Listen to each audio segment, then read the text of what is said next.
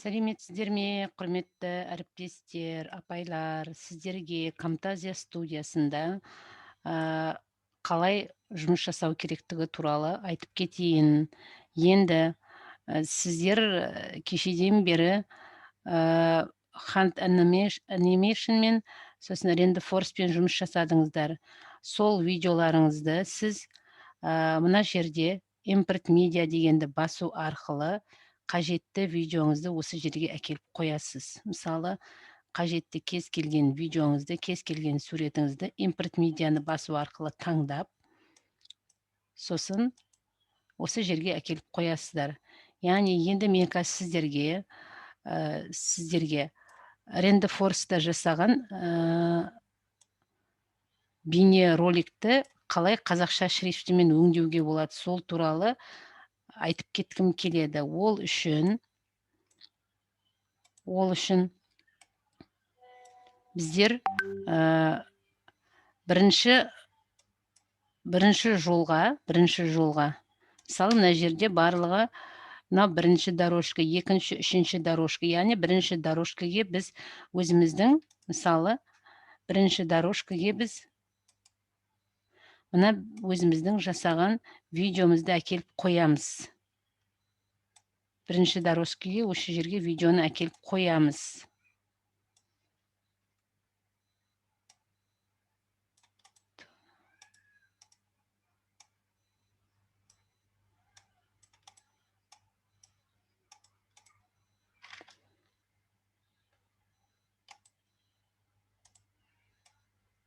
Мына жерге қоямыз бірінші дорожкаге.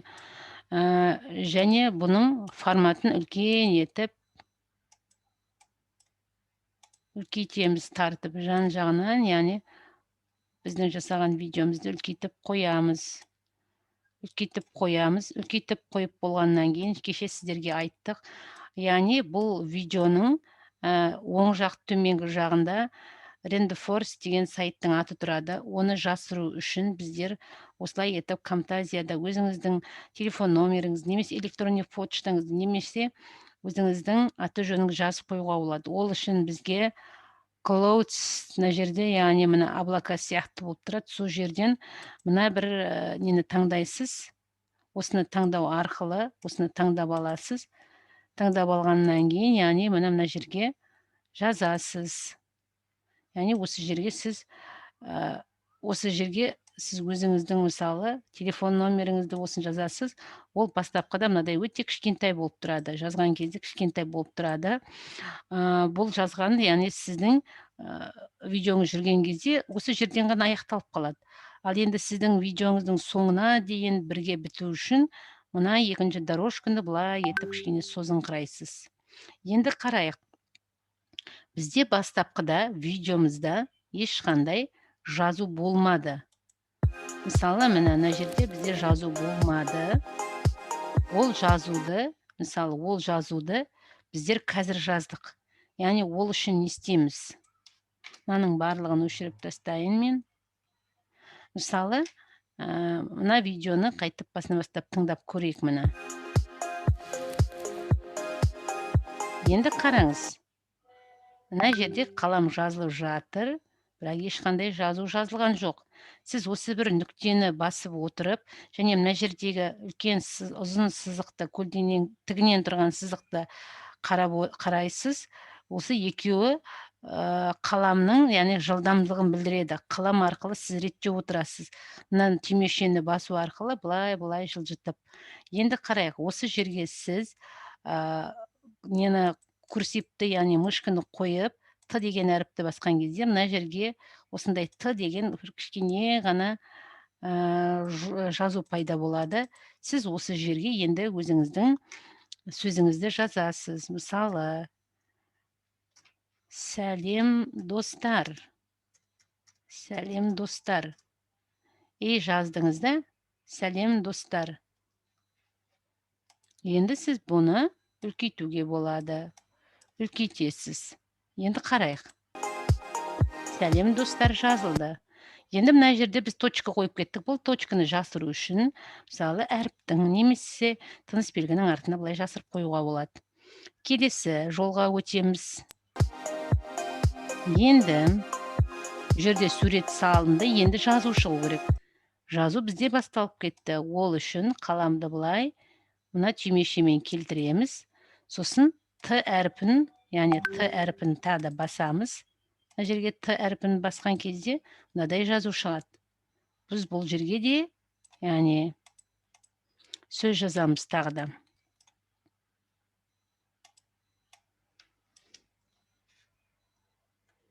Танысайық.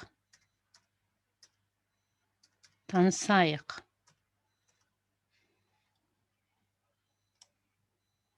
Так, енді қара жіберейік.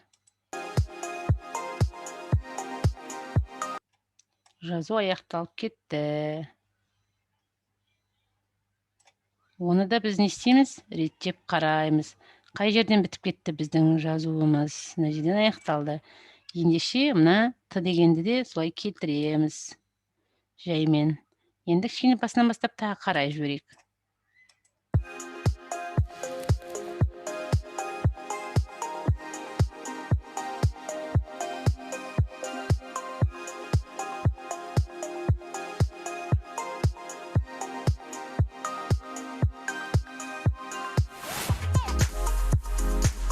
Енді мына жерде тағы жазу басталып кетті. Оны да мұқият қараймыз. Енді бұл жерге Т деген әріпті қойдыңыз, мысалынан басып, мысалы мына сіздер үшін жаңалық болды ма деп жазасыз да, бұны да былай етіп созасыз. Енді тағы қарайық. Мына жердегі нүктені біз мына әріптің артына жасырып қоямыз. Так, Қ әрпінің астына жасырып қояйық.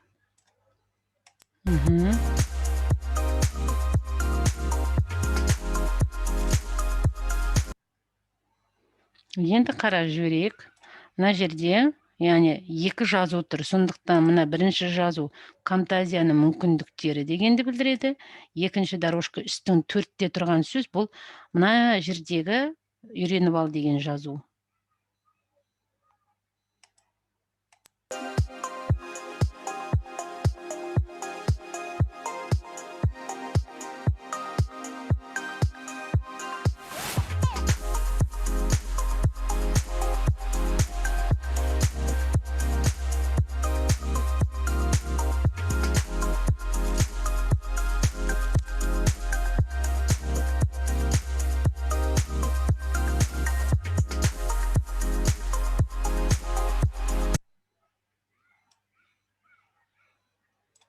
Енді мына жерде қарайық қаламмен. Сурет салынып жатыр, жазуға енді келді. Мысалы, мына жерде міне жазу басталды. Жазу бітті. Енді келесі сурет жүріп жатыр. Осымен бітеді. Сондықтан біз оны былай әкеліп қоямыз. Сонда біздер, яғни құрметті ұстаздар, Камтазияда осылай етіп, әдемі етіп жазуға болады. Бірінші дорожкаге манағы видеоны қойып аламыз. Екінші дорожкаге мына жердегі водяной знакты жасырамыз. Водяной знакты жасырамыз. Оны мына Cowlitz дегенмен жазасыздар. Cowlitzті басасыз, және Т әрпін жазған кезде, соның Т әрпін басқанда сол үстіне жазылады. Сосын кез келген дыбысты ретте отыру үшін біз айттық, мына жердегі мына аудионы басқан кезде мына екі окошкаге біз галочка саламыз. Сонда біздің жазуларымыз өте анық болып шығады. Чуть-чуть басып қоюға болады. Бұл дыбыс жолын білдіреді. Енді бұны қалай сақтаймыз? Бұны сақтау үшін мына жерге барып, оң жағын басасыз. Оң жағын басқан кезде сіз мына бір форматты таңдайсыз. Осы бір форматты таңдап аласыз. Осы форматты таңдағаннан кейін, далее, және қай жерге сақталу керек сіздікі? Рабочий столға сақтап алған ыңғайлы. Сондықтан да жобалар и сохранить. Готово.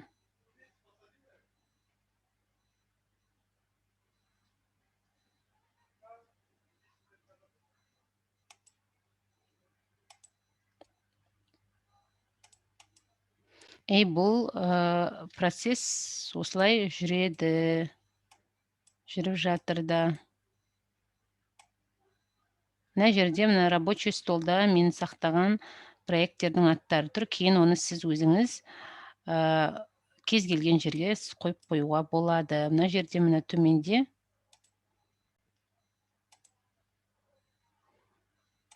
жүріп жатыр.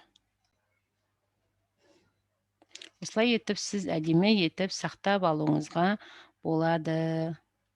Бұл яғни RenderForce'та қазақша шрифті жоқ, сондықтан Camtasia'да өңдеу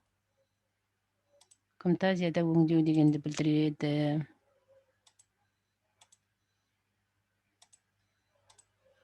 Енді біздің жасалған видеомызды қарайық.